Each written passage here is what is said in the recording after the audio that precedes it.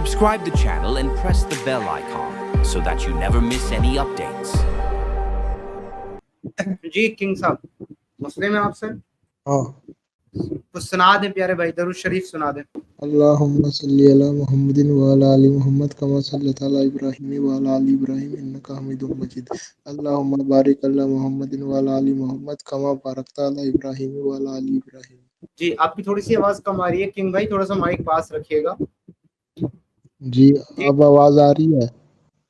जी जी बहुत बढ़िया, बहुत बढ़िया। जी जनाब यारी हुक्म करें। तो सुन लिया आपने या फिर से सुनाऊं?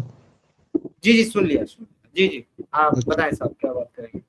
मैं मुसलमान नहीं हूँ अभी, मैं हिंदू हूँ। मैं अभी नमाज सीखी है मैंने और मैं अभी इल्म हासिल कर रहा हूँ।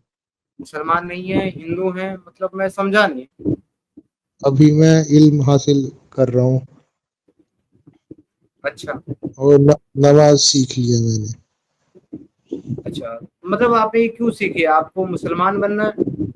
मतलब क्या ये था, मतलब मेरा ऐसा रीजन कि मतलब जब कोई भी मतलब ऐसे दोस्त बनाता हूँ तो वो ऐसे मतलब मजे लेते हैं हर कोई मेरा। तो ऐसे एक मुसलमान दोस्त है मेरा, बस वो मेरे साथ अच्छे से पेश आता है तो उसके अखलाक मुझे ऐसे बहुत अच्छे लगे, तो उस चीज से मैं ऐसे बहुत इम्प्रेस हुआ। ठीक है, तो अगर आपके दोस्त के अखलाक अच्छे थे तो आप अपने दोस्त के साथ रिश्तेदारी कर लेते।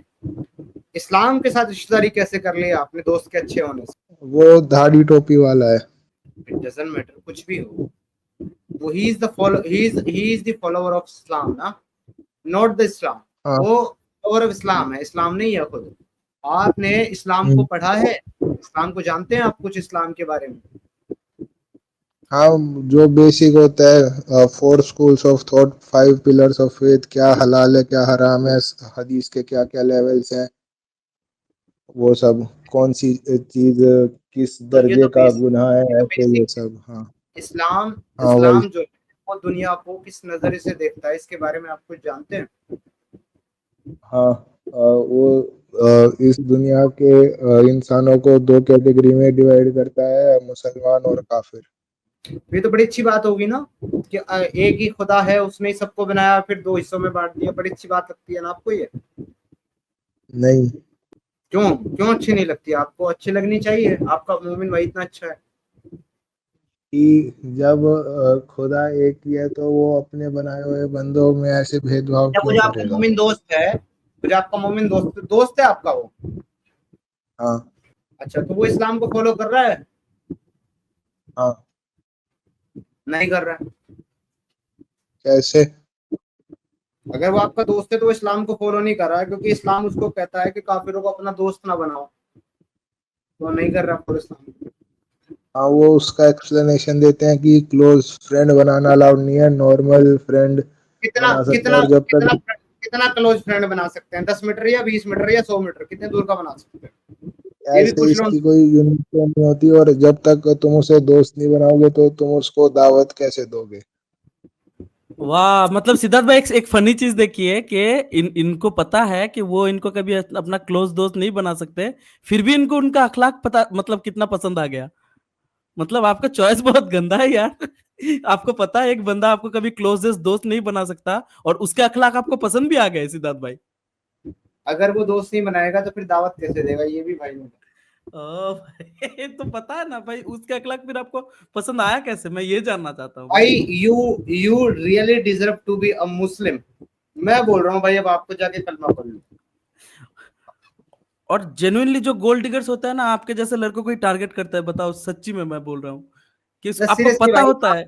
आप जाओ, आप कलमा पढ़ लो यार, आप डिजर्व करते हो इस्लाम में। आपको पता है आप लूटने वाले हो, फिर भी आप गोल्ड डिगर के साथ ही रहोगे क्योंकि देखने में खूबसूरत है भाई। ये क्या भाई चीज है भाई।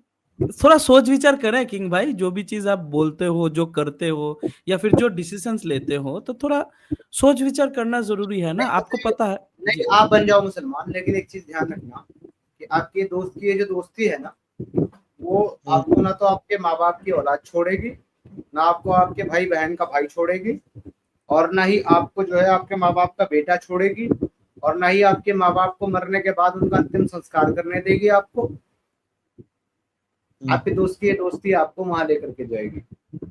तो ये सोच हाँ, करके ये दो ही कारण है जिस वजह से अब तक मैंने कबूल नहीं किया। पहला कारण तो जो आपने बताया, और दूसरा कारण जो देश का अरे तो फिर जब पॉलिटिकल आपके हालात। पास ये, अरे भाई अगर ये कारण आपके पास है ना, आपको इस्लाम नहीं कबूल करना चाहिए, क्योंकि मैं तो नहीं करता। एक चीज बताता हूँ आज आपको, बहुत ध्यान से सुनिएगा मेरी ये बात। मैं कई बार जो है ना एक संवाद सुनता हूँ, बहुत बार सुनता हम्म, हूँ। वो संवाद है कुंभकर्ण और विभीषण संवाद, ठीक है। हाँ। और वो मैं इसलिए सुनता हूँ किंग भाई, क्योंकि मैंने जब इस्लाम छोड़ा था ना, तो इस्लाम छोड़ने के साथ ही मेरे को ऐसी सिचुएशन आई कि मुझे मेरा घर छोड़ना पड़ा, मेरे माँ बाप छोड़ने पड़े, मेरे बीवी बच्चे छोड़ने पड़े मुझे, ठीक है। लेकिन मैंने ये सब छोड़ा था इस एक्टिविज्म को करने के लिए, जो कि बहुत अच्छा काम है, इंसानियत का काम है, इससे अच्छा शायद कोई दूसरा काम नहीं हो सकता।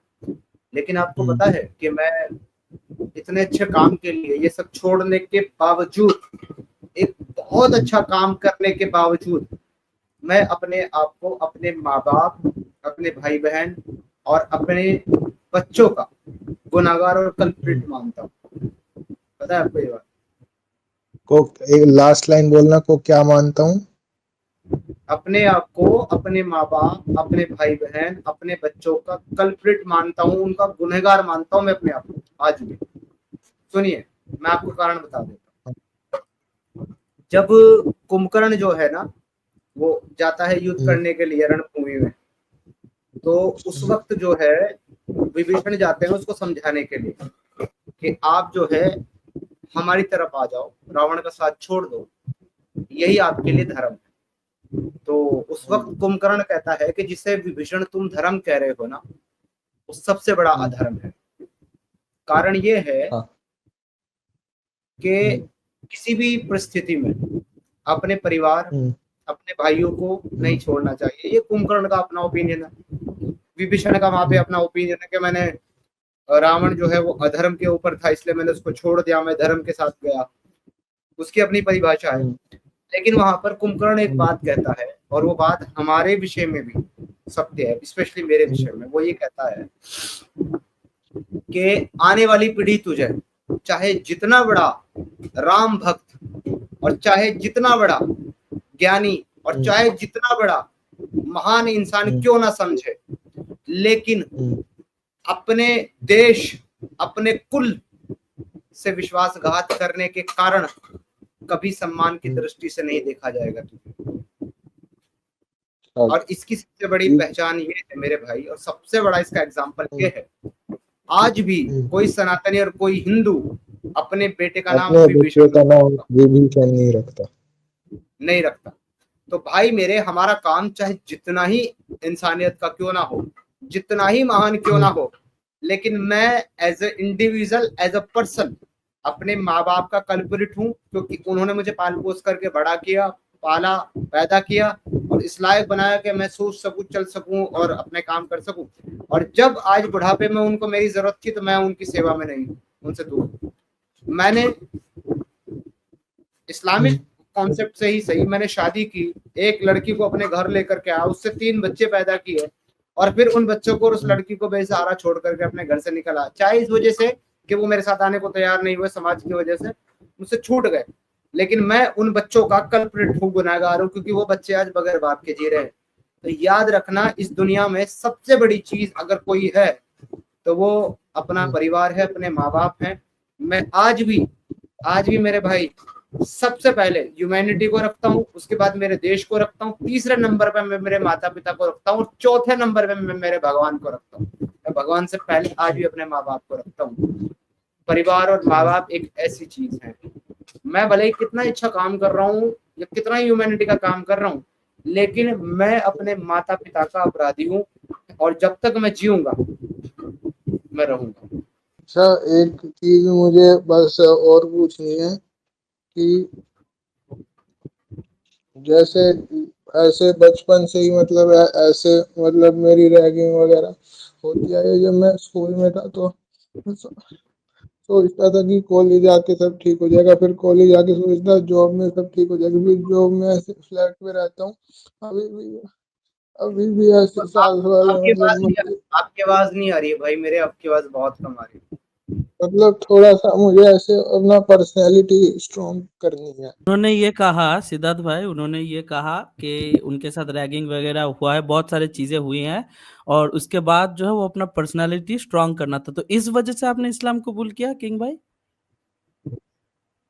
हाँ, नहीं मैंने कबूल नहीं किया, लेकिन थोड़ा बहुत वो वाला फैक्टर भी है कि मतलब कि ऐसे मैंने देखा है कि जब मैं जमात वगैरह में गया हूँ तो सबने मतलब बहुत इज्जत वगैरह दी है, जो ऐसे और कहीं नहीं। ओके ओके, तो एक बात समझो, आप एक बात समझो कि सपोज आपने इस्लाम कबूल नहीं किया और उसके बाद आप एक जमात में जाते हो और उनको जो है अपना आइडियोलॉजी का, हिंदुइज्म का प्रीचिंग देते हो, तो वो इज्जत आपको करेंगे?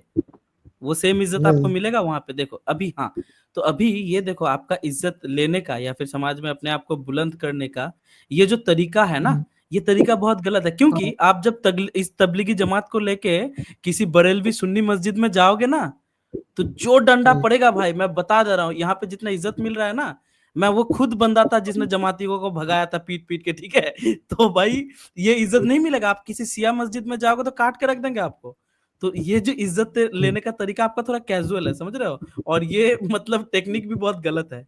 तो ऐसे इज्जत जो आपको मिल रहा है किसी आइडियोलॉजी के सपोर्ट में जाके, ये वाला इज्जत तो आपको किसी पॉलिटिकल पार्टी के मतलब पार्टी ऑफिस में भी मिल जाएगा। आप जाके वहां से उस पर्टिकुलर पॉलिटिकल पार्टी के लीडर का तो तारीफ कर दो, वो लोग भी आपको इज्जत करेंगे। तो ऐसे तो इज्जत नहीं होता है ना भाई, ऐसे इज्जत लिया भी नहीं जाता। अगर आपको जेन्युइनली इज्जत सच में कमाना है, तो इसका एकमात्र जो तरीका है कि आपको अच्छे से पढ़ाई लिखा। एज कितना है आपका वैसे, बता सकते हो? मेरी कम है, कम ही लग 22 साल। रहा है मुझे। 22 साल तो अभी 22। पूरी जिंदगी पड़ी है भाई। अच्छे से पढ़ाई लिखाई करो, अपना स्टडी पे थोड़ा ध्यान दो। मैं पढ़ाई वगैरह हो गई है मेरी, मैं जॉब में लगा हूँ अब। हाँ, तो अपना पर्सनैलिटी को डेवलप करने का ये कोई तरीका नहीं है। आप जो है इसके लिए काउंसलिंग ले सकते हो, लोगों से बात कर सकते हो, डिस्कस कर सकते हो कि कैसे मैं अपना पर्सनैलिटी को मजबूत कर सकता हूँ ताकि लोग आपको इज्जत दें। क्योंकि अगर आपका पर्सनैलिटी ऐसा रहेगा तो आप कोई भी पार्टी कर लो, कोई भी रिलीजन अपना लो, आपको नहीं इज्जत मिलेगा किसी जगह पे भाई। हाँ। ये कोई हाँ, इज्जत लेने का इसीलिए तरीका मैंने नहीं है भाई। सोच रखा था कि अगर कभी मैं कबूल करूंगा तो मैं नाम नहीं बदलूंगा इसी कारण से। तो एक चीज देखो कि ये जो आपके मतलब तरीके हैं ना, मैं समझ रहा हूँ कि बहुत सारे जो है गलत दौर से आप गुजरे हो, आपके साथ बहुत सारी चीजें हुई हैं, उन सारे ट्रॉमास को फेस करके जीना मुश्किल है। लेकिन एक बात बताओ भाई, हम सबकी अपनी अपनी लड़ाई है, हम सबके अपने अपने ट्रॉमा है। सिद्धार्थ भाई ने कुछ चीजें कहा, बहुत सारी चीजें हमको पता है कि वो किस तरीके से अपने लाइफ को जी रहे हैं। तो ये कोई तरीका नहीं है भाई अपना प्रॉब्लम्स के साथ लड़ाई करने का। जो चीजें हैं वो अपने खुद ही को करना है, क्योंकि कुछ हफ्ते पहले सिद्धार्थ भाई को पता है कि मैं किस सिचुएशन से गुजर रहा हूँ, लेकिन हम लोग लड़ रहे हैं ना भाई। तो लड़ाई जारी रहेगा भाई, और जब तक जियोगे ये लड़ाई चलता रहेगा भाई। और तुमको खुद ही को अपने आप को स्ट्रांग बनाना पड़ेगा। किसी चीज का सहारा लो मत, अपने आप को ऐसे स्ट्रांग बनाओ कि भाई चीजों से लड़ सको भाई। समझ रहे हो? हाँ। तो वही बात है भाई। तो ध्यान रखो अपना, और कोई भी डिसीजन लेने से पहले थोड़ा सोच विचार कर लो यार। जी सिद्धार्थ भाई, अगर कुछ कहना है इनसे तो आप एंड में थोड़ा कह दीजिए जी। भाई देखो यार, पर्सनैलिटी तो चाहे जैसी भी हो, इट डजंट मैटर, इंसान की जिंदगी गुजर जाती है। मेरा मानना ये है कि पर्सनैलिटी और शक्ल सूरत चाहे जैसी भी हो, इंसान का जो है ना बिहेवियर, आचरण, उसका व्यवहार, ये बढ़िया होना चाहिए। तो उसको बहुत ज्यादा सीरियस मत लो, बहुत ज्यादा मत सोचो। अगर कुछ बेटर करना है ना तो मेरे भाई वो अपने बिहेवियर को बेटर करो, अपनी स्पिरिचुअलिटी को बेहतर करो, अपने कैरेक्टर को बेहतर करो, लोगों के काम आओ, लोगों की भलाई करो, लोगों से प्यार मोहब्बत से मिलो। और जब आप ऐसा करोगे ना तो उसके बाद लोग खुद ही आपको प्यार करने लगेंगे। देखो। Okay, bye. ओके भाई, बाय।